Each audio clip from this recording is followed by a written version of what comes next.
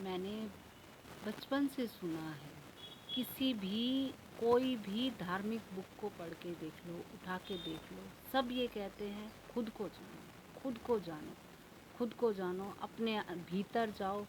लेकिन समझाता कोई भी नहीं था कि कैसे जाए। जाना हर बंदा चाहता है, आंख बंद करता है, कुछ समझ नहीं आता है।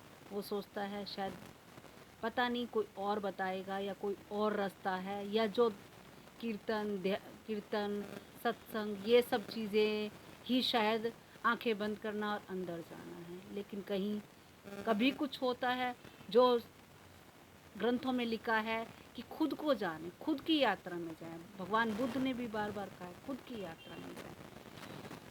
वही यात्रा ही मैं आप लोगों के साथ शेयर करना चाहती हूँ। वो यात्रा का जब मुझे समझ आया, पहले मेरे को समझ नहीं आता था, मतलब अंदर जाओ क्या मतलब।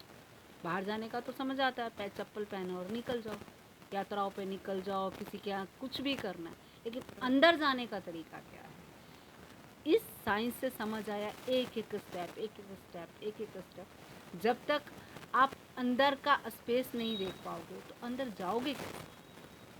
बाहर का स्पेस हमें दिखता है, हम चुपचाप से उठते हैं और चल पड़ते हैं। लेकिन बाहर अंदर का स्पेस हमें समझ ही नहीं है कि कैसे है, क्या है, क्योंकि पहले शरीर से होके ही तो हम अंदर के स्पेस में जाएंगे। उसी की शुरुआत के लिए आप सिर्फ मेरे साथ कदम से कदम चलते जाइए, सुनते जाइए। जो मुझे समझ आया, मेरा मन में यही आया कि सब लोग के साथ मिल बांट के ये चीज़ समझूं, जिस चीज़ को मैं इतने सालों से परेशान हो रही थी कि अंदर जाएं तो कैसे। आंख बंद करते हैं, अंधेरा लगता है, अपनी बातें खुद को याद आती हैं, याद आती है तो हम डिप्रेशन में चले जाते हैं। समझ नहीं आता ये कहाँ से आ रही हैं सारी बातें। तो उसका प्रोसेस जैन योगा के थ्रू मुझे समझ आया, जिसमें समझ आया कि माइंड एक वाइब्रेशन है जो शरीर को फुल कंट्रोल करता है। शरीर जो है वो माइंड के लिए ही सारा सिस्टम तैयार हुआ है। हाथ पैर ये सब चीज़ों का कंट्रोल पावर हमारा माइंड है। माइंड में ही हमारी आत्मा वास करती है। लेकिन हमें पहले शुरुआत तो शरीर से करनी होगी, शरीर के माइंड से, थॉट्स से। क्योंकि हमारा सबसे पहला हमारी इंट्रोडक्शन किसी आत्मा से नहीं होगी, हमारी इंट्रोडक्शन हमारे विचारों से, हमारी सब तरह की जो हमने इतने जन्मों में हमने इकट्ठा किया है, क्यों इकट्ठा किया है, किस कारण से हम इन सब चीज़ों में गए। जैसे काला ब्लैक बोर्ड में वाइट डॉट दिखता है, ऐसे ही ये शरीर के अंदर ही आत्मा को महसूस करना होता है। तभी शरीर दिया है कुदरत ने, क्योंकि शरीर का काला ब्लैक बोर्ड के अंदर ही तो आत्मा की खुशबू वाइट दिखाई देगी। नहीं तो जैसे पानी के अंदर मछली होती है, क्या वो जान पाती है कि वो पानी के अंदर है? वो नहीं समझ पाती। जब वो बाहर निकल के तड़पती है तब उसे समझ आता कि हाँ, मैं पानी के अंदर थी। ऐसे ही हम आत्मा के भीतर हैं, और आत्मा हमारे बाहर अंदर दोनों तरफ है। लेकिन शरीर के द्वारा ही हम सबसे नज़दीक उसको देख सकते हैं।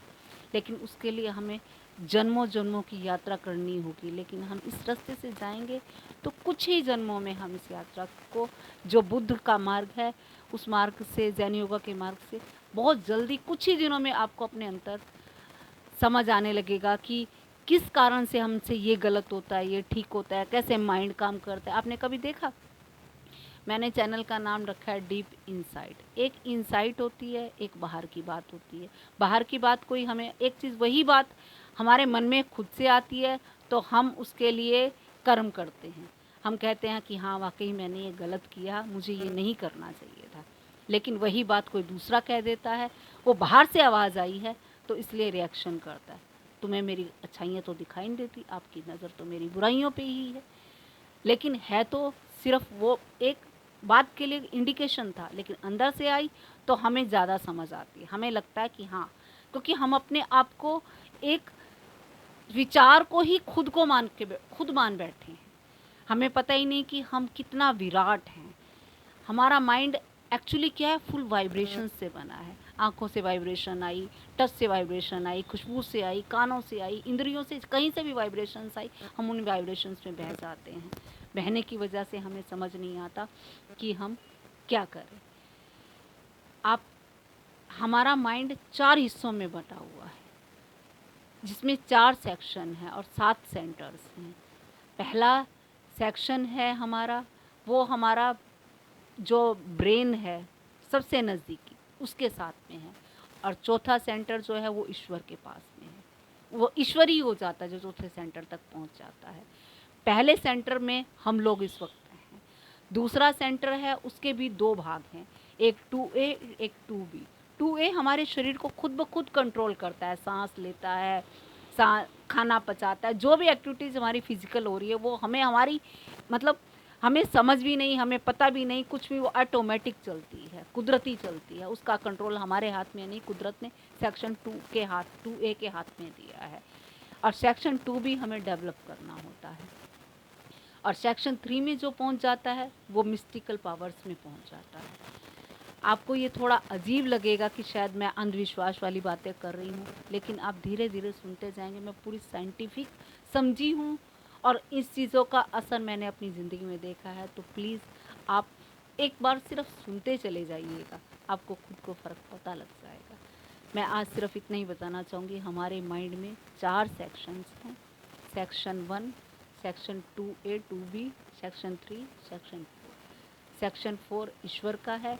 सेक्शन 1 में इस वक्त हम लोग हैं, जिसमें 4 सेंटर्स हैं, I, E, S और M, जिसका भगवत गीता में भी कृष्ण भगवान ने कहा है, सत्व, रजस और तमस।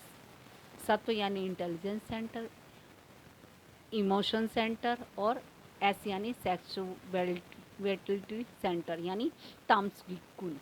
इन तीनों की कैलकुलेशन लगा के हमारा शरीर मोशन में आता है, तो उसको भी हम एक सेंटर के रूप में जानते हैं। इसकी डिटेल हम आगे आने वाली वीडियो में आपके साथ शेयर